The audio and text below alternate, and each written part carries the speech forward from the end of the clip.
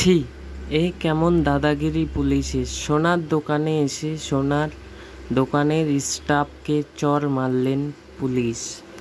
সোনার দোকানের সমস্ত স্টাফেরা বলছেন পুলিশ অফিসারটি মদ খেয়েছিলেন। যাদের জন্য আমরা সুরক্ষিত থাকি তারাই যদি চোর ডাকাতের মতো এসে দোকানে লুটপাট চালায় তাহলে কেমন হয় ব্যাপারটা?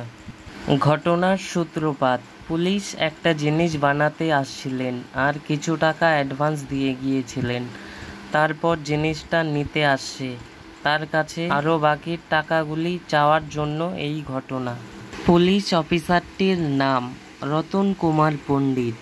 তিনি কোন থানায় কর্মরত এখনও জানা যায়নি। পুলিশ অফিসারটির শাস্তি হওয়া দরকার, হ্যাঁ বা না জানান কমেন্ট করে আপনারা সকলে। এই ঘটনাটি আরও বিস্তারিত জানার জন্য রায়গঞ্জ কুলিক টিভি নিউজে গিয়ে দেখুন।